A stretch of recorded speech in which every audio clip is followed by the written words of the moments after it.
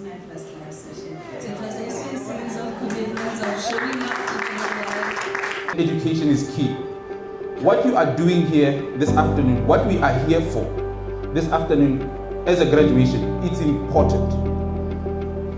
Understanding our local real estate market, the market trends, what informs our market trends is important. Knowledge is crucial. Reading the Mr. Mogobe's Nuggets of Wisdom, the grid, is important for you to make informed decisions.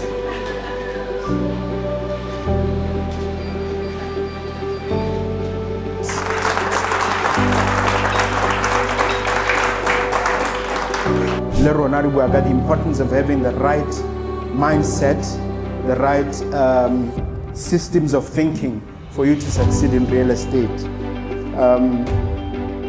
So we say it begins with the right mindset. What we mean by the right mindset? It's about resilience, staying motivated throughout, even when it gets tough. Even when you receive a series of no's, then submit those offers or those proposals, you have to have that mentality, and that's a minimum requirement in real estate. This is Mogobe Nuggets of Wisdom podcast. We enthuse, we energize, we inspire, and we empower entrepreneurs and entrepreneurs of all stripes in BW and beyond.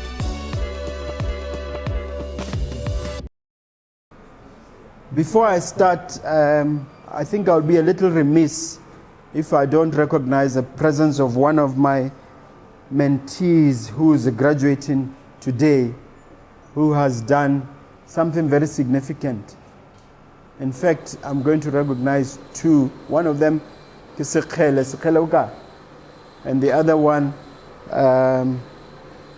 Kire Senwelo Kakwa.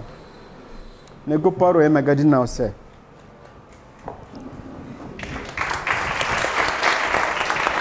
Negere ke motsatsang pele be le gona le tlapa ma e magadina. Hey. What this gentleman has done is quite remarkable. Him and his company decided to take, is it 8 or 9 or 10? 8 of his employees. They happen to be maybe the most beautiful. On the picture they appeared very beautiful. It's 8 ladies, right? To go and pursue a master's degree, go by Saho. And I think yesterday or a couple of days ago, they were graduating with master's degree. And he was even saying in the post, they are prepared to bankroll another lot, but I think now they're imposing conditions again. So you can benefit from the study. But to have 8 employees ending up trainer and then ending up with master's degree is not something to be sneezed at, and it's something quite significant. So you can go by a super thunderous round of applause.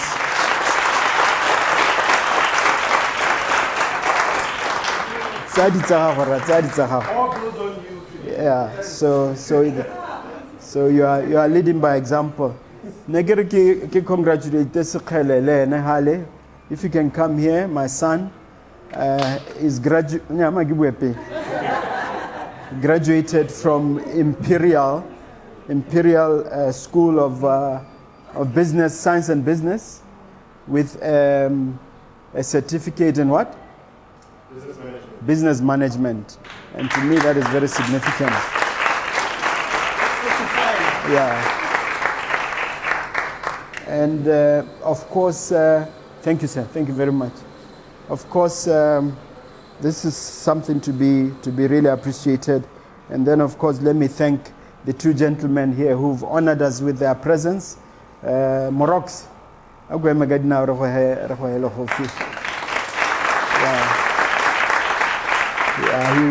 will be sharing his story, and he will be encouraging us in this journey of real estate entrepreneurship. Pastor Pando Sata Ratshosa. Can you stand up, say, round of applause? So this is a very short presentation. We've broken it down such that we start with mindset. We start with what we call real estate success mindset. It's not just the Ramasisi Bahaitso Guanga Archen Chain. Lerona the importance of having the right mindset, the right systems of thinking for you to succeed in real estate. So we say it begins with the right mindset. What we mean by the right mindset, it's about resilience, staying motivated throughout testing. Stay motivated throughout, even when it gets tough. Even when you receive a series of no's, let's submit those offers or those proposals, you have to have that mentality, and that's a minimum requirement in real estate. Be comfortable with no. Let's Kamala Harris, she eats no for breakfast. You should be able to have no for breakfast and be comfortable with no. Through the highs and lows, maintaining a long-term vision. It is your mission and vision that is going to help you navigate even during the tough times. That's why one of the very first things that I try to teach you to do is to develop BHAGs, big, hairy, audacious goals, and make sure that those, you write them down. And the last time I was even teaching about the importance of the vision board, so that these BHAGs can be internalized and be part of your DNA in terms of your mindset, your thinking, and the way in which you conduct yourself. So you should never lose sight of your why. Why are you doing it? Okay? Or there has to be a little bit more than lihuma. Are there some goals? Are there some overall driving ambitions behind this thing that you are doing? When you decided to leave your spouse and to leave your family, to sacrifice for it, you will set aside these Sunday mornings to be with Mr. Mogobe, to learn from him, to share with him.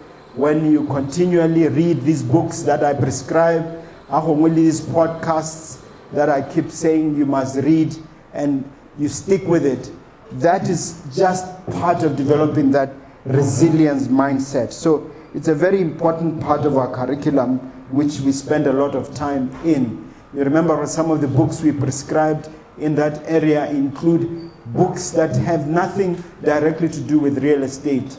If you think of a book like Who Moved My Cheese, where we talk about two tiny people and two mice living in a labyrinth or in a maze and navigating their way through. That is just to show you the importance of resilience, the importance of not necessarily overthinking every single thing that you want to undertake. And we've covered other books like The Richest Man in Babylon, still on the issue of mindset. We've covered other books such as Think and Grow Rich. And I think this was one of your favorite. And you remember even when we delved into things that may not seem relevant, like sexual transmutation. Some of you were shocked when I was talking about sex, but I was trying to explain to you how Napoleon Hill believed if you do not have that ability to take your sexual urges, your desire to manifest yourself sexually, if you don't have that ability to divert it into your course, into your objectives, into those BHAGs, and it's something that you can teach yourself, and we spend quite a few lessons trying to deal with that as well. Because I mentioned to you that many a successful man and many a successful woman have been ensnared by this problem, sex or sexual desire or sexual transgressions of one form or the other. And I did mention to you that the landscape is littered with carcasses of successful entrepreneurs who have been ensnared by this problem. And to the extent that Napoleon Hill found it important enough to dwell on it, I said to you that it's an important part of your mindset to work on. Yeah. If you agree with me, say yeah. Yeah. So let's get on to the next item, the next important item in the curriculum, which is personal development for real estate. You remember what I prescribed to you, a very, very important book by a man called Scott Trench. Scott Trench talks about how he started from zero, how he started watching the podcast, Bigger Pockets podcast, and how he ended up as a listener, and then he became devoted to those podcasts, and then he started applying the lessons, and 1 he got closer to the owners of Bigger Pocket, and before he knew it, he was the managing director of Bigger Pockets. And not only that, he was hosting the podcast as he was growing, and he told us about a thing called house hacking. House hacking, or you can just take your own house and hack it as though you take an axe and just chop it, in terms of subdividing it and creating a wealth generation mechanism from that very house, where, for instance, you decide to take the 7 squatters and rent it out, or parcel some of the rooms. Scott Trench spoke of a situation where, as a student, he bought a house again, and then took that house and subdivided it and got other people to rent from him. That way, he not only was able to stay comfortably in that house, but he got his classmates and his schoolmates to cover the mortgage. And that's how he started his real estate journey. So the point of that message in the curriculum, if you recall from what we shared, was to show you the importance you can actually develop yourself through application. Remember the triangle of success which I shared with you, which I said at the bottom it's desire. Desire covers those big, hairy, audacious goals. On the side of that triangle, I mentioned to you that it's faith. You need to have that audacious faith, which I called indomitable faith. And then if you have that faith, then the last part of the triangle gave massive execution or massive action. So that triangle of success can only be fulfilled and applied through the process of that personal development for real estate. Again, you'd be amazed just to deal with nerves. It doesn't matter how many audiences you spoke to. I've spoken to over 30,850 people, and I've spoken to 2 people, and the nerves did one hell. I hail. The butterflies, that thing. Yeah. The third item, covering in our real estate curriculum, my own personal journey. Specifically, I deal with some of the setbacks that I encountered, some of which I shared in what is now fast becoming a bestseller. I learned to remove up to 1,000 in a bestseller. So as I creep closer and closer to 1,000, so I got to get a bestseller. Am I correct, sir? In this country, it doesn't take a lot to have a bestseller. So I'm getting there with your help. But I took some lessons from that book, and I shared with, for instance, remember the house Mabrisco? I call it Mabrisco's house. I screwed up when Mary J. Sinclair tried to sell me that house.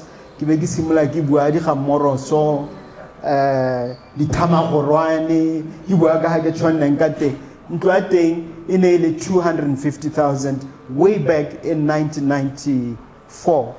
This angelic woman wanted to give me this house, but I totally screwed it up because I was terrified of debt. Terrified. There's a fear of debt.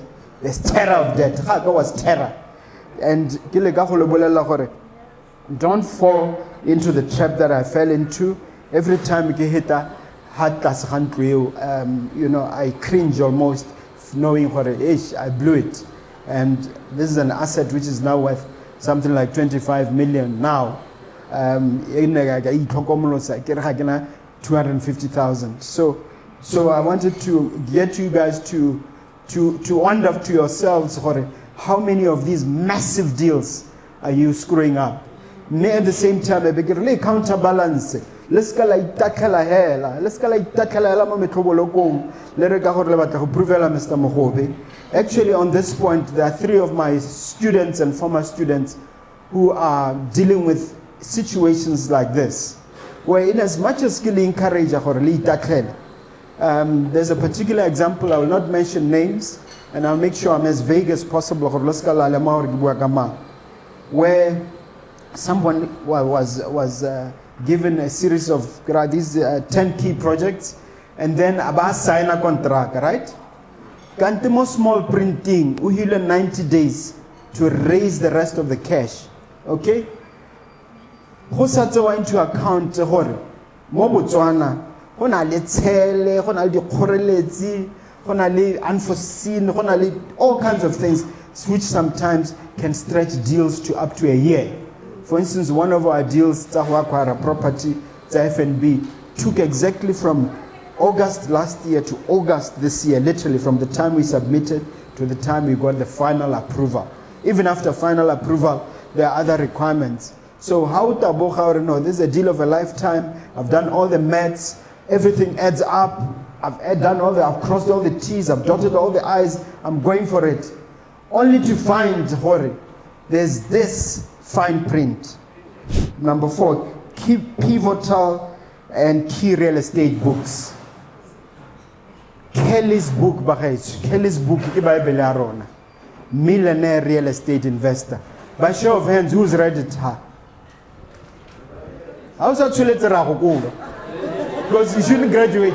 How's that too late? We are out. Because why are you graduating, Musabal? Millionaire Real Estate Investor. That is your Bible, guys. Even when you get jammed, La Hela, go to the contents, table of contents, and try and look for a subject matter which is similar to the challenge you are encountering. You are sorted. And then there's a new one which blew my mind, real estate for dummies, right?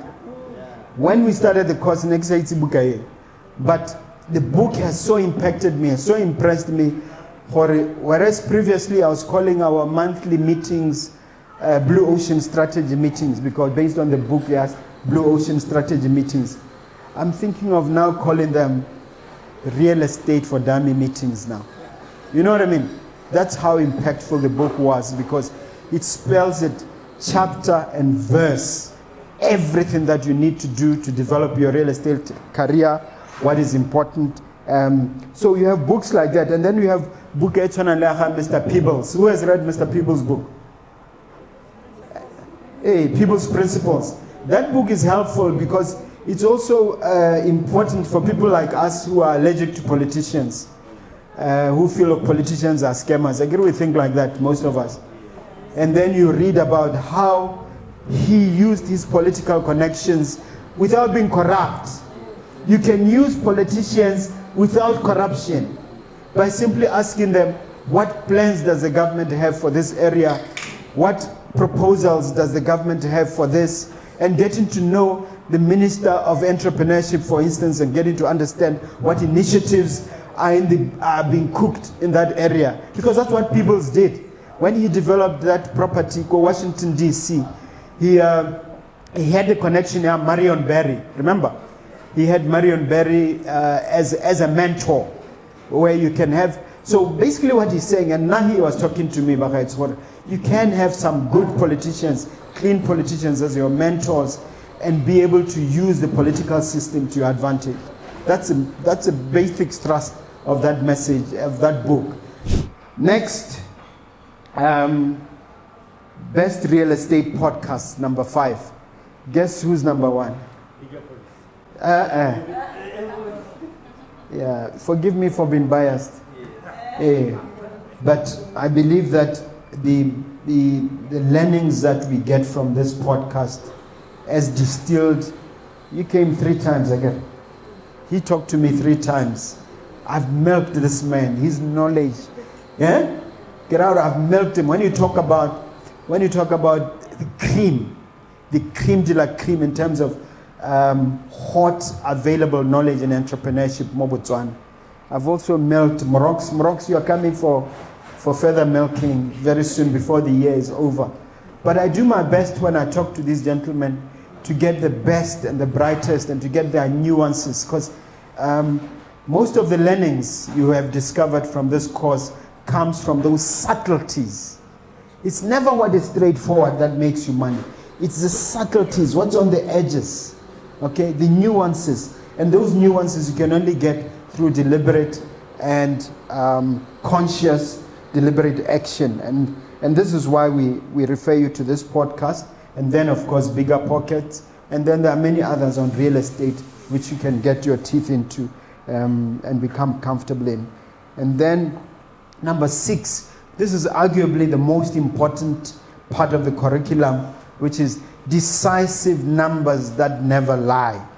And I'm going to be pointing fingers at random, pointing fingers at you guys to just say what number impacted you the most and what number impressed you the most. Starting with you, Sekele. Which system, which number in real estate you think is most impactful? The yield. The yield is starting point. And all of you can calculate yield in your sleep. Again. Okay. Mr. Harper, which other number? Huh? Cap rate. Capitalization rate. Now this is when now you want to impress your banker and you are doing your numbers. You work out the cap rate. Say, Mr. Chartered Accountant, what number? I like the 1% rule. The 1% rule. You see? And if you have done your 1% rule, you've worked it out, that impresses the hell out of your lender. You label it from the point of view of the seller and the point of view of the lender, because if the seller believes you know what you are doing, they have greater confidence in parting with their hard-earned property, their precious asset, which they have to part with, sometimes for circumstances that they are not happy about. They feel more readily willing to part with that asset to somebody who knows their numbers. Mr. Sibonef, which other numbers? Which other number? The 2% rule. Okay. Say. Huh? Which stands for? Internal rate of return. Okay. We spent hours learning how to calculate. Anybody else wants to impress us with our numbers? Which other calculation impressed you? The mortgage calculator. Okay. Gone are the days when we used to go to our banker. Amortization. No, those days are long gone. You just get your mortgage calculator. You input the key numbers. Already within 5 minutes, you can already tell whether the deal is a yay or a nay. Whether it's a potential alligator or crocodile that's going to eat you alive, or it's going to be something that you'll be smiling about every day. The gift that keeps on giving. Remember, our property is a gift that keeps on giving. So you have a choice. Alligators versus the gift. And you can tell that in 5 minutes with the right type of knowledge. What other number?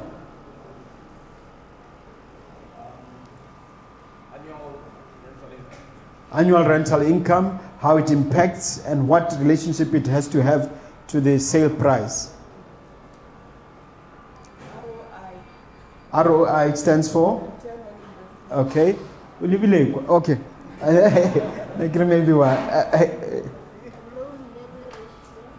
LTV, loan to value ratio. And there are many other numbers we've dealt with, but I've proven to you that there's about 7 to 10 which are crucial, which you really have to know in your sleep. Okay, and these numbers don't lie to you, and these numbers are not emotional. And that's why I kept repeating, don't fall in love with brick and mortar. Don't fall in love with aluminium and glass. Don't fall in love with the fancy lights here, please. Fall in love with the deal, fall in love with the numbers. Only proceed when those things are justifiable. I get it. Number 7. How to avoid real estate pitfalls that have engulfed many in Botswana. You grab a newspaper at any given day, you go to the matter between. You grab the government gazette, you will almost feel like crying, fellow Botswana. And look at those names, Bagaitsu. It's not Bo Abdul, it's not Bo John Sene, it's not Bo Stevens. Kebo Bokhatu, Kibo Mogobe, Kibo Minus Tswana, those matter betweens, Okalela, page after page after page after page, people losing their properties. Why? Because they did not do their numbers right. They did not get mentorship sorted out. They did not spend the necessary investment in terms of due diligence. DD. I guess that's our favorite word these days. Due diligence. And I've taught you guys how those offers, you must indicate clearly that this offer is subject to DD and bank finance. Make those offers, make them early so that you lock up those deals, but make them subject to due diligence and bank finance. So this is just to say to you, no, there are too many pitfalls which have engulfed too many of our countrymen where somebody graduates very quickly from UB and the first thing they want to do is to build a humongous house. Why? Because somebody told them that you can't go wrong with real estate and it's always better.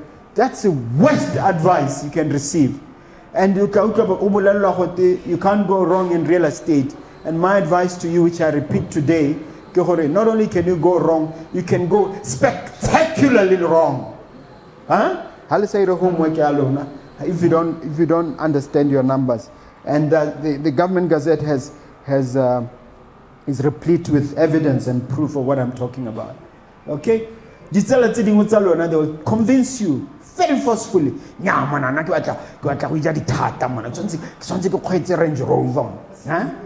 Get 5 million, I must get a range.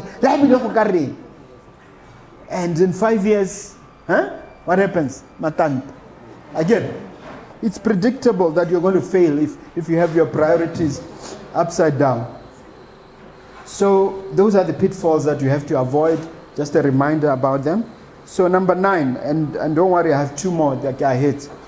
Developing an attitude of perseverance and persistence. Otherwise known as, hint, otherwise known as spelled out in which book? Yeah, that's another thing that you soon discover when you are in this business. Could we have to be shameless, constantly be selling, even when it's inappropriate like now, you are selling. Okay? So, grit, that has to be developed because without grit, you can't get very far. I gave you examples of deals we've done in Mau, Zadi Warehouse, where it took about 3 to 4 years to get the deals closed. It takes grit and persistence to keep going back to the same person who told you no, and to develop friendship and to keep coming back to them. If a deal is good, you persist, you still go back for that deal. Every hurdle you face prepares you for the next phase of growth, right? Keep pushing forward and remember, grit is the ultimate key to success, as I have expressed so eloquently in my book.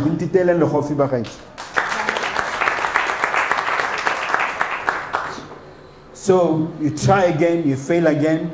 If necessary, a wicked man falls once to his destruction, whereas a righteous man, I'm paraphrasing, whereas a righteous man falls 7 times and rises 8 times. Okay? So remember I said to you that if you give up, you are being wicked. Stop being wicked. According to that scripture, it is wickedness to give up on yourself. You must try again, get up, fail, try up, get up, fail. Okay? Because failure is also part of success. Yeah. Because now you are learning. As you keep failing, you are learning new methods and new methodologies of approaching the same problem. So we've covered that extensively in all the books that I've referred you to billionaires and multimillionaires who have written books again. And all of them will share their failures again. So who are you when I would succeed? I was a failure. So we all have to fail. I get it. And then of course I talk about bulletproofing yourself against bankruptcy. This is where getting a team of advisors comes in. This is where mentorship comes in. This is where the idea of having a mastermind group comes in. This is where now you are creating, you are building a wall around you to protect yourself, bulletproofing yourself. And there's no such thing. I think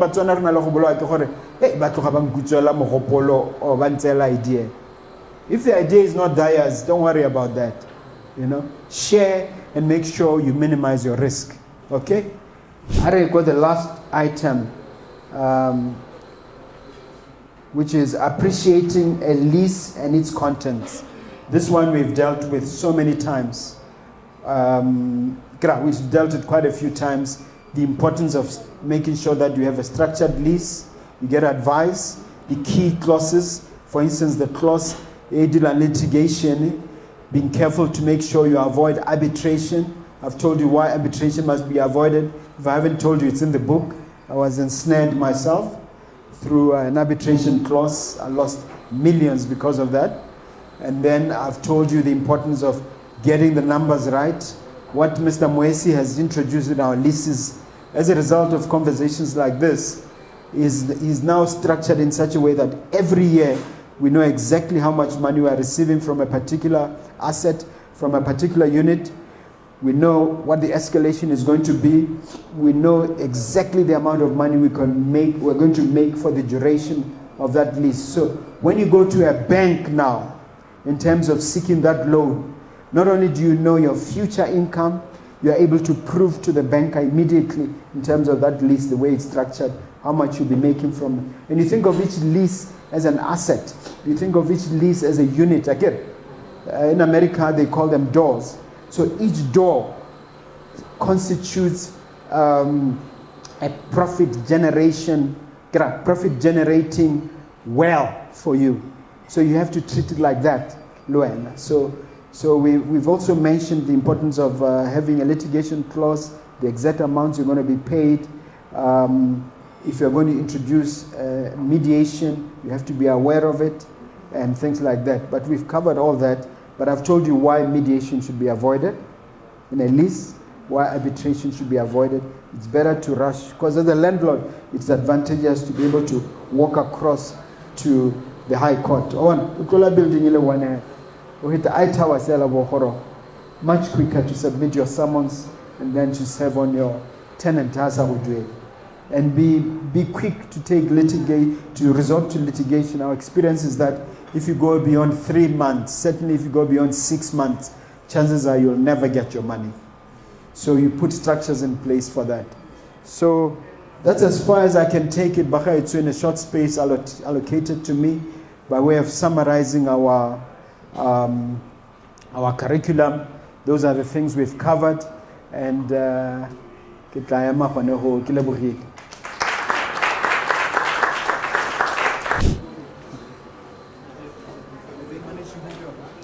I think they're doing that now. All right, while we are waiting for the IT team to plug my presentation up there, let me take this time to confirm that what the MC is saying. Believe it or not, he did raise me donkey years ago. I can't tell you, I might just share my age by telling you when it was. But we are both from Muchudi and we're just from the Kota area. And maybe for those who don't know, the next chief to get on the throne after Rakafela, his name is Matsero, his firstborn, who is entitled to that. So I will only start mattering when the young man comes up into the throne. Right now, all the Kafelas are the ones that are actually entitled to the chieftaincy. I have entitled my message, it's going to be short, about 30 minutes or less. But for me to actually start on the message, it needs to be projected. And I had asked that this be done before I stand up. It's unfortunate. But in any case, let me just double up and start telling you what I'm going to talk about and what we're going to discuss. And by way of starting, I have to commend Mogobe for such a powerful program. This is indeed a beautiful initiative. I have the honors of sitting down with a couple of your mentees who have come to my office and challenged me. I'm seeing one, he's laughing right now. He's come to my office and taken me apart, challenging me with these theories that Mr. Mogobe enshrines in his head. And I'm there like, hey, when is my 1 hour elapsing? Because wow, this guy is making sure that he gets value for money. So, Mr. Mogobe, thank you so much for bringing these challenges our way. I have decided to ask my PA to always ask everyone and anyone who wants to consult if they are from Mr. Mogobe. Because the 1% rule, the 7, I don't know, the yield. Ronaldo Hustler, we don't focus on those percentages. We follow our gut, I get on site, if my gut says this is the one, I'm going to the bank and I'm going to harass them until they give me the money. So when you talk to these theories, I'm always laughing and say, I definitely need to get into one of these classes. And but also just to assure you, one of the slides I have up here at Mogobe is just to talk about the power of what we have this afternoon, which is actually networking. In the days that we are in, Bahaito, there's nothing that is of important currency than networking. We may be the smartest people around, but without proper networking, without proper connections, I promise you we will be archiving our knowledge and our wisdom. So Remogobe, you don't know it yet, but with these people you keep on mentoring, you are building an archive, a library of thought leaders, disruptors, and people who are thought provokers, who actually will add more into our economy. So I think we need to give me a pom-pom for that. Is that a thought? Thank you so much. Just give me a second. Just give me 1 second. I want to just check my bag for something. Hold this down for me. Thank you so. So just a bit about me. Like I said, I'm a dangerously ambitious 8 years old man who's married to one wife. Nowadays you need to confess, right?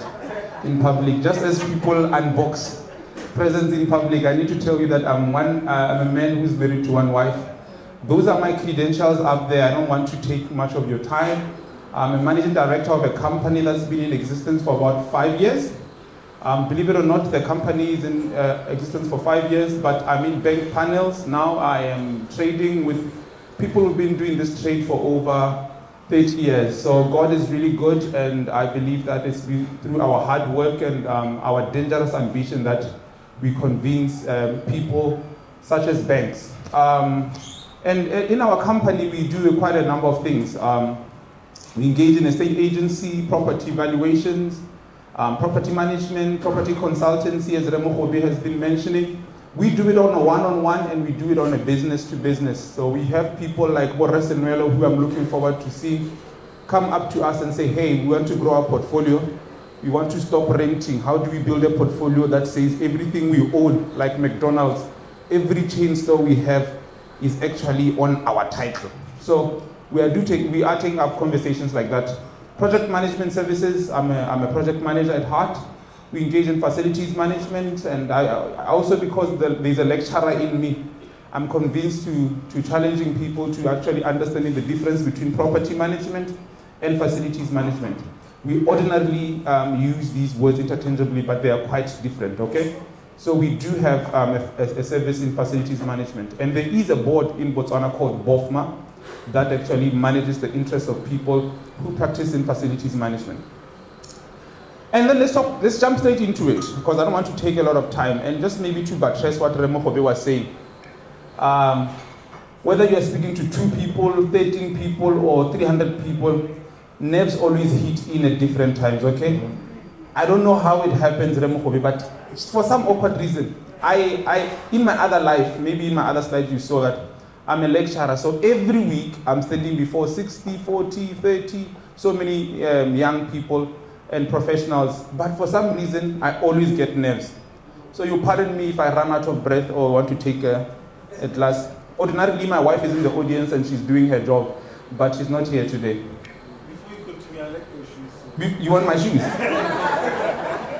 Thank you so much. I like them too. This one is a keeper, this one. I like you.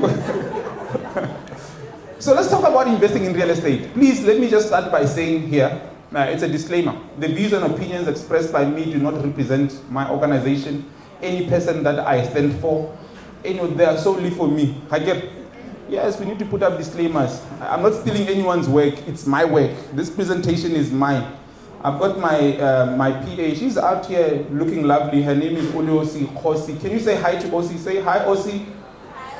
That's Ossie there. She does a stellar job. She's part of the and parcel of this this presentation. So investing in real estate, for me, it involves purchasing, owning, managing, renting, and selling properties for profit. Mogobe said it quite economically earlier on. We need to get out of this societal expectation. The very first thing that they think of, just to show that I'm successful. It is a psychological thing that always beats me. You see someone with a master's in economics, immediately a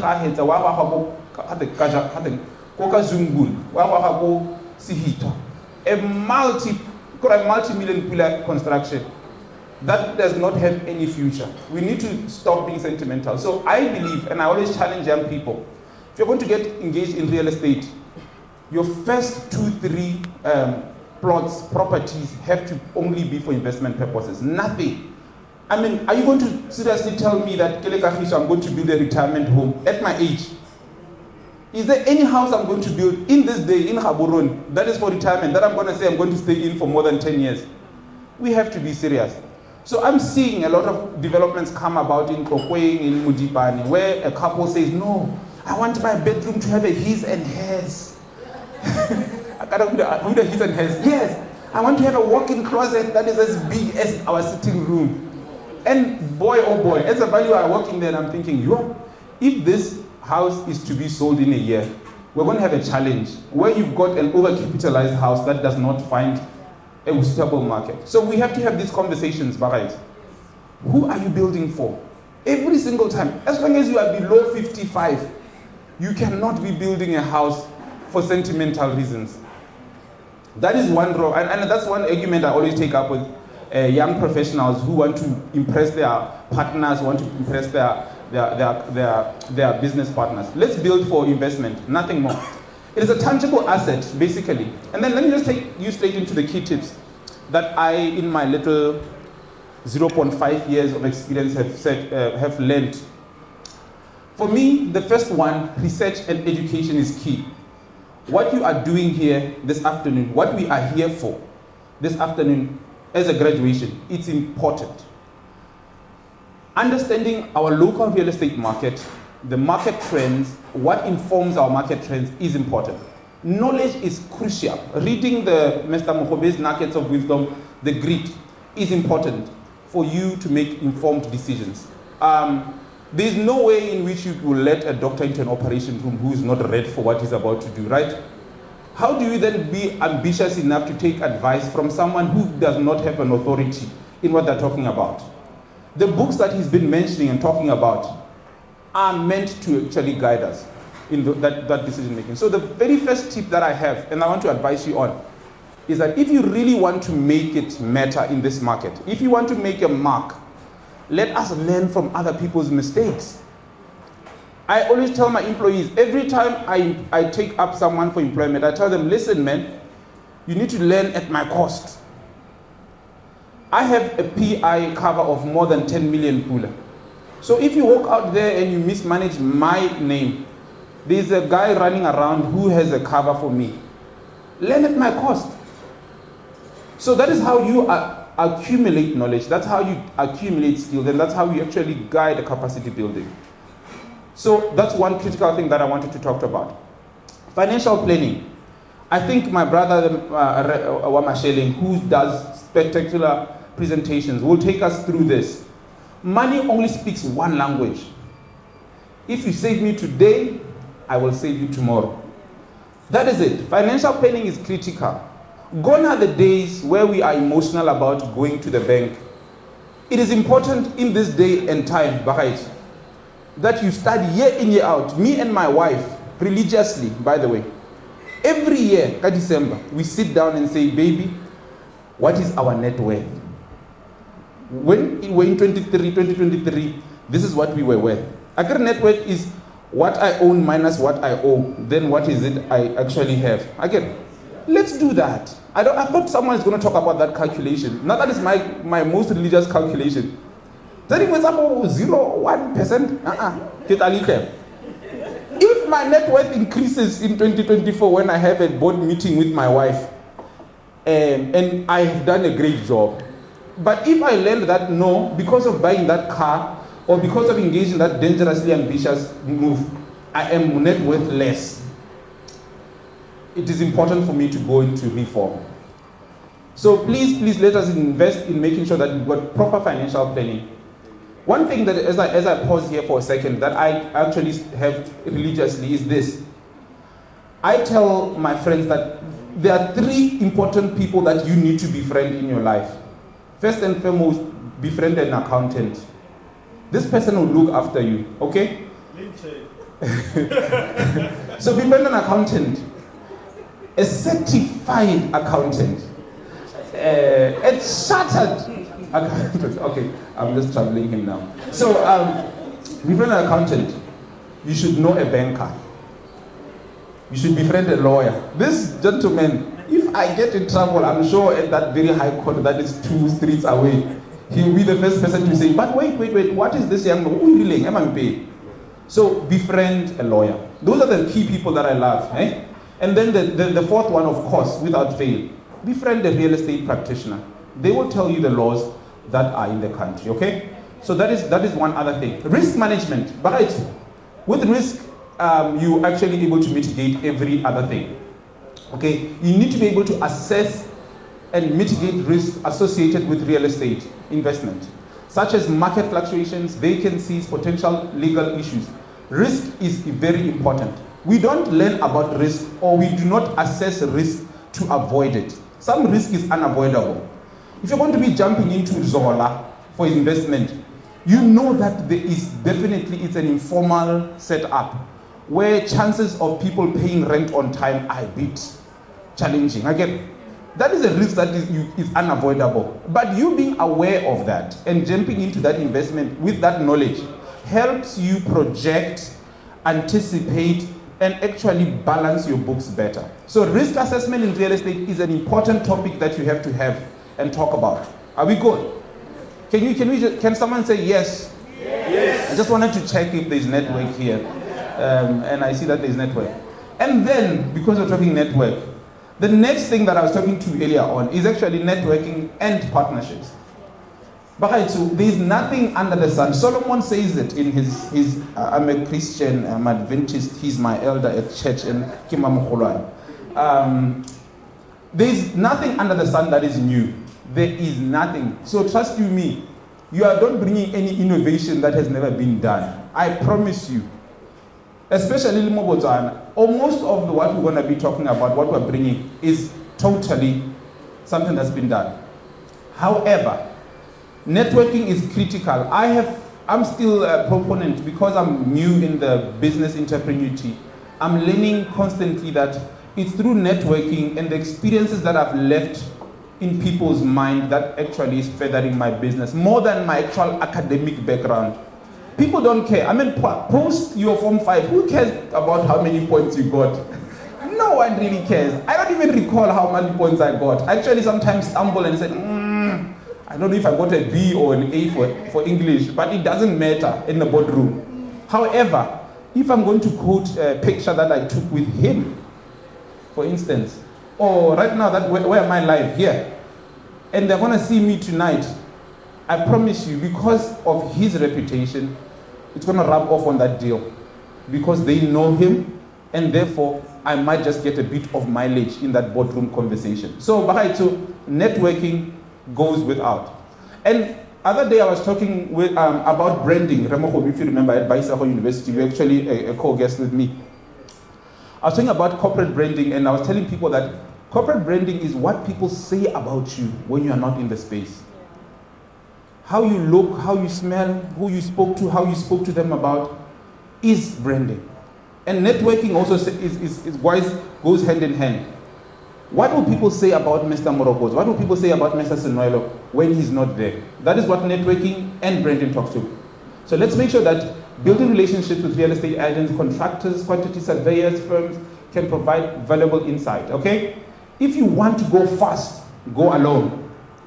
But if you want to go far, go with others, okay? So that beautiful idea you have, don't hesitate to share it with Mogobe. He will not steal it. As long as it's yours. I always tell people, when I started my company, I had consulted through all of my friends who own even more successful companies. But I've always told them in that consultation group, no one is going to start a company the way I'm going to start a company. That's why my company took 4 years. You know, right now I got into one of the biggest bank panels. And people who have been applying for over 15 years are still curious to know how I got into that. It's because I've always harbored my knowledge here. So let's try and make sure that we network concisely and we're able to share. That's the next valuable currency in entrepreneurship, okay? Legal and regulatory knowledge. It's important. We are in a forever agile, dynamic economy, especially with our current level of governance. Just within this 5-year span, Mr. Mogobe, we've had regulation that affects real estate change how many times? DRS tax issues, transfer duty issues, land regulation, land use. Right now we were forced, it was basically shoved down our throat. The other day I was called to the ministry, maybe I shouldn't tell you this. We were sitting there trying to do a national development plan and approving things that will affect us for the next 10 years. But these things were shoved down our throats because the winter parliament was coming to an end. These are things that we need to be aware of. Before you jump into any investment, let us understand the legal framework. I stand before you right now being a vice president of one of the bodies that regulate real estate in Botswana. It's called Real Estate Institute of Botswana. And there, just also 2 weeks ago, we were in a constitutional reform. A reform that was made 30 years ago. Our act is 2003, and we're reforming it this year. And you might need to know who and how you define your professionals, because that constitution affects you. Some of us here are students at Baisaho doing your degree, your diploma. You need to know about these regulations because you could be holding on to a degree or you could be holding on to a diploma, yet you cannot even be a valuer. Of course. So we really need to jump into this. I'm not going to read this. I'm going to provide the PowerPoint presentation. But familiarity with the land law, tenant taxes, zoning, regulatory issues, it is important. In my office, go to the Gazette, guys, the national, the publishing office, next to Boso House. There are these books. They are basically my 15 Pula, Land Control Act, Real Estate Professionals Act. With 100 Pula, you come up with quite good regulation. Town and Country Planning Act. These people, town planners, are charging us an arm and a leg for information that is literally in our eyes. You need to know, if you want to build next to a river, you need to know what the river bank's law is around that. What is the distance you should have to Sokoditari? And they just go there and just quote the very same thing that you could have bought and charge you 15 or so thousand. So please, if you are indeed graduating as real estate investors, this is something that should be in our libraries, okay? We need to know the law. Investment strategies. Explore different investment strategies by, some people want to buy, hold, some people want to buy, flip, sell. And I know Mr. Mogobe's, in my interview with him, there's buying capital. There's so many different fashions. And I always say to people I'm consulting with, it is never too early to start investing in real estate. But I can assure you, and this is through experience, it can always be too late to invest in real estate. I've had people who's 55 years old, or 6 years old, 5 years, and they are running left, right, and center. And we know banks lose appetite in you. The older you get, maybe they don't tell you, the older you get, we lose appetite in you. So, Mr. Mogobe, the older you get, you told them, eh? Yeah, we don't have an algorithm for it, but and I just think of it. You're about to die. Yeah, we're all on our way. We have to make. So I sat down with bankers. They say it this way, and buy insurance like that you're about to die. It's just a very weird thing. Sit down with an insurer and a banker, you will laugh. because this other one is about to receive you, the other one is about to actually, so you need to be quite investment strategic. Smart growth is another catchy topic that I think we need to talk about as real estate developers and real estate investors. How do we build smart cities? How do we use construction the smart way? How do we do planning in terms of density? How do we go about property technologies? What interventions in property technologies are allowed to be ethical and which ones are unethical? Okay? That's something that we need to talk about. We need to talk about transportation. That's another important topic. Climate change, another catch. What do we do in terms of, right now the Americans are seeing flames. Americans always think that they're smarter than black people. But right now they are seeing flames because they could not predict what is happening. So we need to talk about issues of flooding, fires, insurance, resettlement, secondary, these are issues that we need to really talk about because the issue of climate change is still ultimately going to affect us in Africa. We have been having droughts that have been going unending. What do we do about this? Okay? Finance, management, financial management, securitization, secondary markets, non-profitable loans. What do we do about this? It's another topic that we need to converse about. Land title, land ownership. What is actual land ownership? What are the actual interests that one has over real estate? Half of us here, I'm sure of it because I teach real estate, we don't even know the covenants that we have in our actual title deeds. I had a friend the other day who comes to me and says, "Hey Mona, can you read this lease, this title deed for me?" So it's of Sekroa.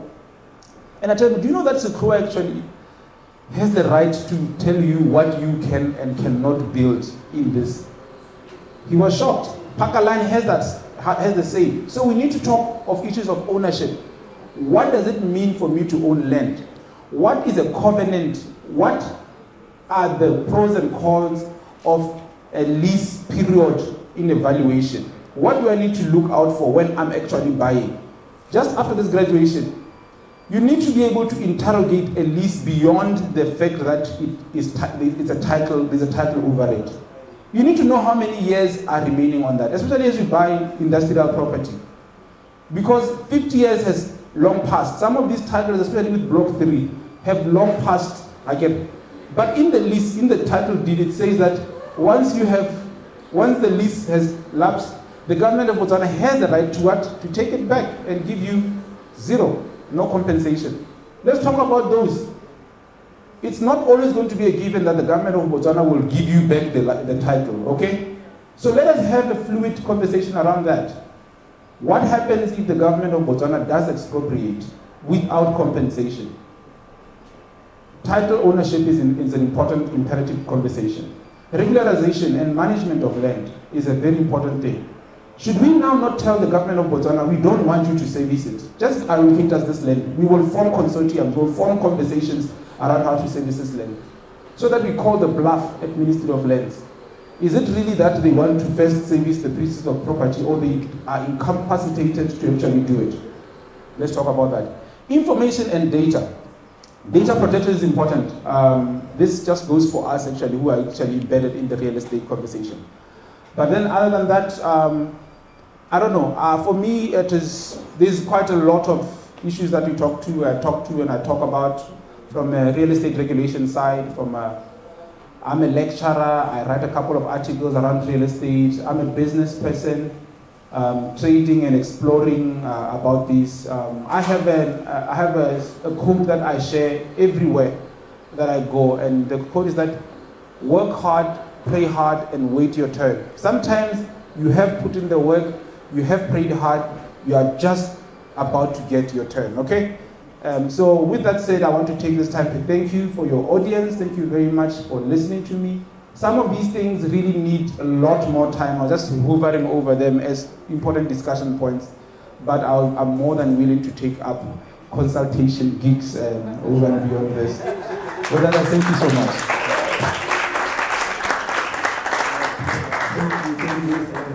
Thank you, man. Dumela. Mr. Mogobe, what you said earlier, I was small, I'm not really, where they were speaking as a group. Multi-millionaire real estate investors. Can we say that? Multi-millionaire real estate investors. Wonderful. No, I like that very much. Kana go togote mohumile mohumanegi pharologanyo ya bone why ke tumelo ya gore a ba ka khona go athaina dio tse ba buang ka tsona. So you start by thinking about it, you speak it to life, right? So now it's taken for granted because a lot of people speak about it, but ga ba dumele sente gore am ke go mo eleng gore go a diragala akere. Now I remember earlier on when you were speaking about reading, just capacitating the mind, stretching it.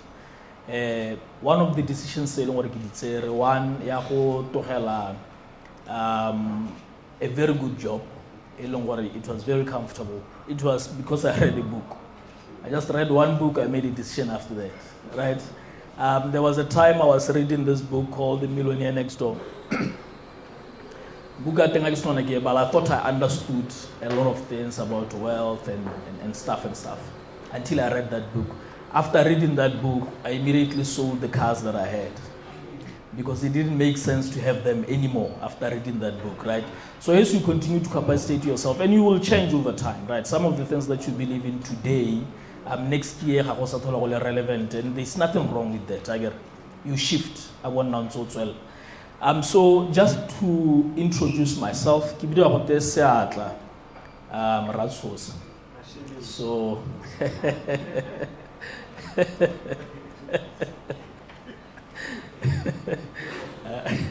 I'm laughing because there are a lot of people who don't really know my name. Lerumo, so we are having a conversation after that. Exchange. Oh, okay. No, I only know that the first name is Mashile, Nekibata, the last name. So I'm like, dude, we are so far. Yeah, so yes, Mashile, thank you so much. Mr. Morokotso nabuya ka di partnership, right? How partnerships are important, and networking, right? And when you look at the world of business, there's no way, one, you can't earn unless you have a solution for someone. That's the first rule, right? So when you are thinking real estate and you want to make real money in real estate, it's very simple. There's a problem that needs to be solved somewhere. In real estate. Again, you go, you solve it, right? Now, people really don't need a double story. What problem are you solving? You see where the problem comes from. You are not solving a problem, you are trying to shine. And when you do that, you will always fail.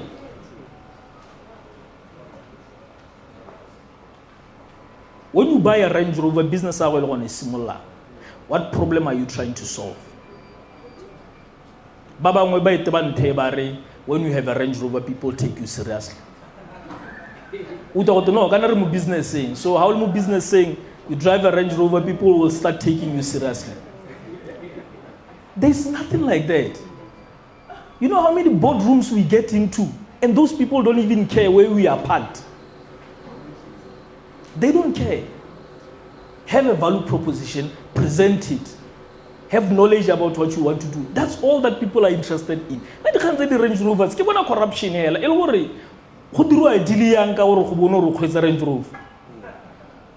It doesn't make sense. But these are things that people believe. People really believe in these things. Or when you drive a certain car, that is when you are going to get deals. Dikolo di togo ta tsona gere kana business engwe le ngwa gona le nako ile ngore madi a simolla go tsena mo go heteletse ha madi a tsena mo go heteletse you have the luxury to get all of those things if you want them. But when you are building the biggest problem in your business might be working capital. The biggest problem in your business might be marketing. So you solve those problems. That's how the money will come into your business. If you are a hotshot lawyer and you are demanded all over the country, it might make sense for you to have a very fast car. It might make sense. Gore a re go bona o kgweetsa M6. Re itse gore ga o emella ga o ra motho a le go Frankstown more I'll be there in 2 hours. You mean it. I get it. It might make sense. Maybe gongwe ga o kgweetsa a Toyota Vitz, o le a hotshot lawyer, you are going to disappoint your clients because o tana sa le gore le ke emeletse ga o go roge. So we need to look into our areas and say, where is the need in our area, right? Where is you start first with the need in what you want to do, and then the need of the community that you are trying to serve, again, and the impact that is going to be had in that community. That is how sustainable businesses are founded. But most of us, we just set up because somebody has set up and they became successful. So now, in everything that we do, our greatest concern, we need to learn management, right? Managing is everything in the kingdom of God. It's everything. Failure to manage properly, about global warming, is because we fail to manage the environment. When you fail to manage your money, you'll see the same thing.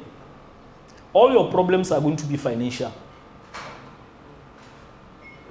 Abore kebolo yagar. Baba ngubaraking generational curses. Madia anasepo romang hakai. Money doesn't care. Money just wants you to solve other people's problems, and then it will start moving from other people's pockets into yours. Last time, I think the last graduation, we were looking at 3 areas. Household monies go into 3 areas of business. 1 is transport, 2 is food, and 3 is accommodation. These 3 industries, the world over, about the households. So you have to be finding opportunities in those 3. Transport, food, accommodation. Now, when you think of the richest people in this country, you can identify them in these 3, right? We know the transport guy, right? We know the food guy. We know the accommodation guy. Again, that is where the money is going. But the interesting thing about this industry is we stress ourselves by wanting to get to the level the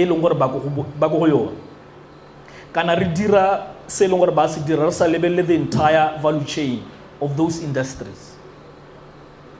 Why more set up a filling station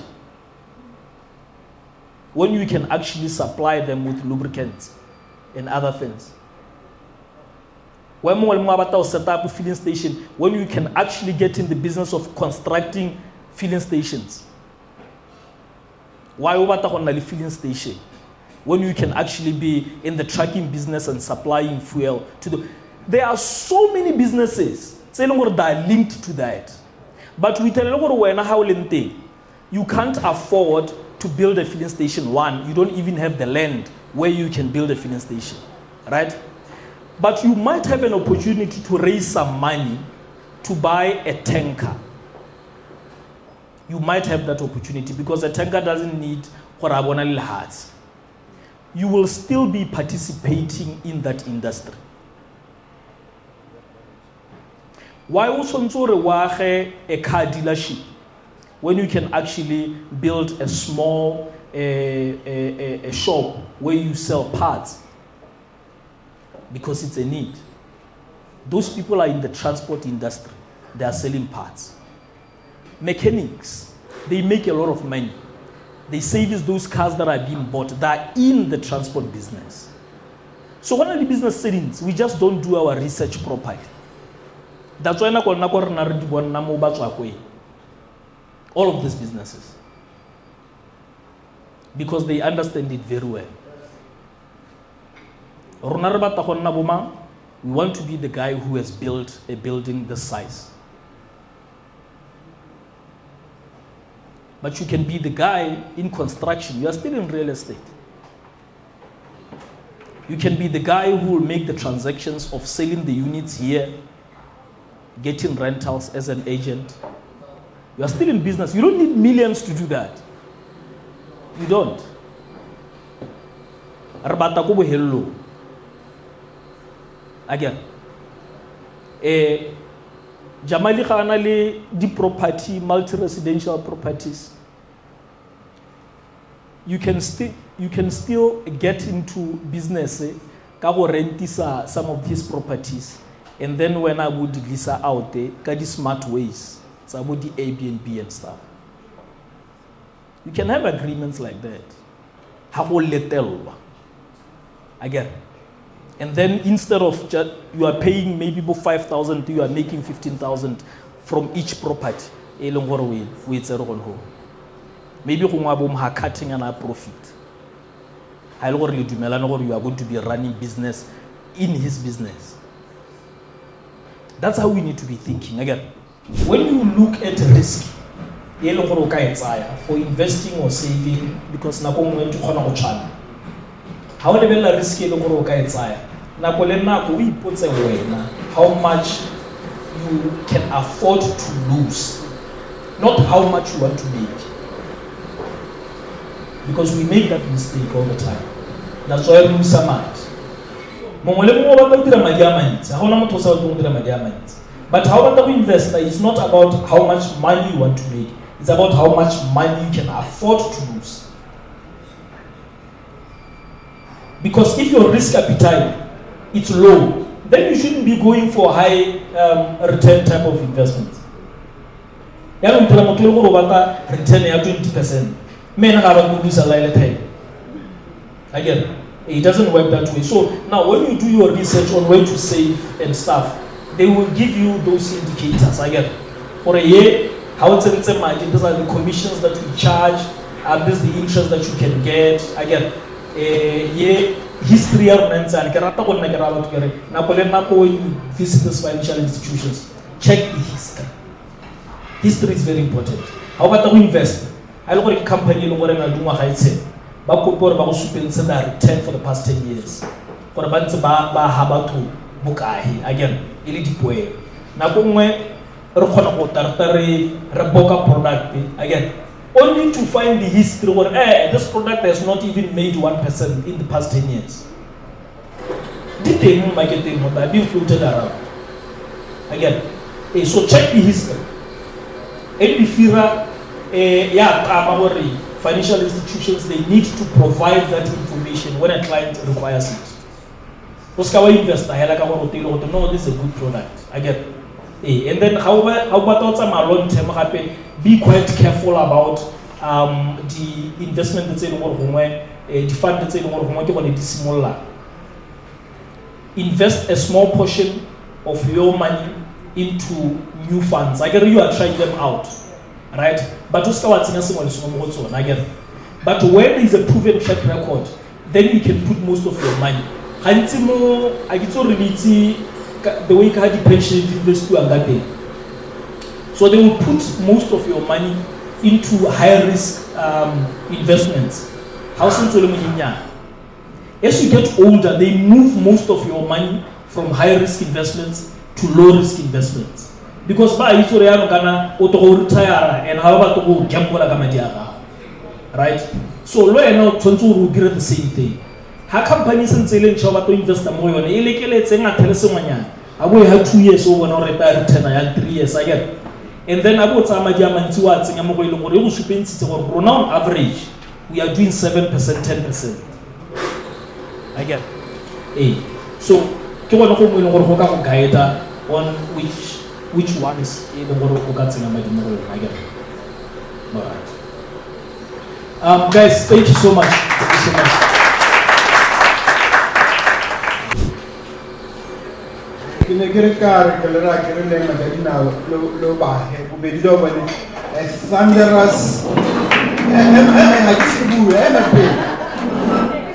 thunderous and continuous standing ovation. Standing ovation at the Bahaitu, it lasts at least half a minute. Emangajina Bahaitu, let's say your flowers.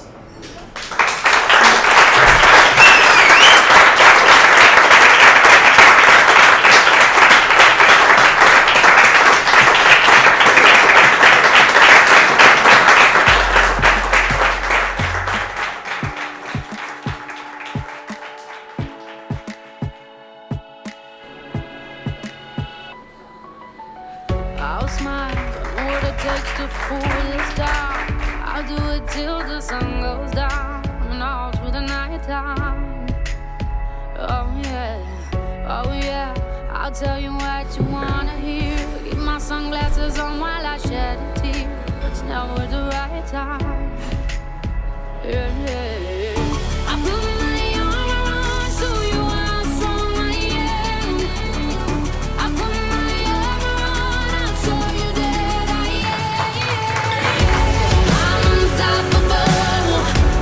I'm a Persia with no brakes. I'm invincible. Yeah, I win every single game. I'm so powerful. I don't need batteries today. I'm so confident. Yeah, I'm unstoppable today. Unstoppable today. Unstoppable today. Unstoppable today. Yeah, I'm unstoppable today. Break down, only alone I will cry out now. You'll never see what's hiding out deep down. Yeah.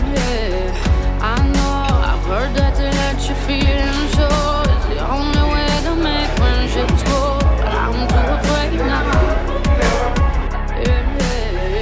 I put my arm around, show you how strong I am. I put my arm around, I'll show you that I am. I'm unstoppable. I'm a Persia with no brakes. I'm invincible. Yeah, I win every single game. I'm so powerful. I don't need batteries to play. I'm so confident. Yeah, I'm unstoppable today. Unstoppable today. Unstoppable today. Unstoppable today. I'm unstoppable today. Unstoppable today. Unstoppable today. Unstoppable today. I'm unstoppable today. I put my arm around, show you how strong I am. I put my arm around, I'll show you that I am. I'm unstoppable. I'm a Persia with no brakes. I'm invincible. Yeah, I win every single game. I'm so powerful. I don't need batteries to play. I'm so confident. Yeah, I'm unstoppable today.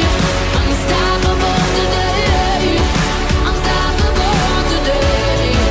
Unstoppable today. Yeah, I'm unstoppable today. Unstoppable today. Unstoppable today. Unstoppable today. Yeah, I'm unstoppable today. I put my arm around, show you how strong I am. I put my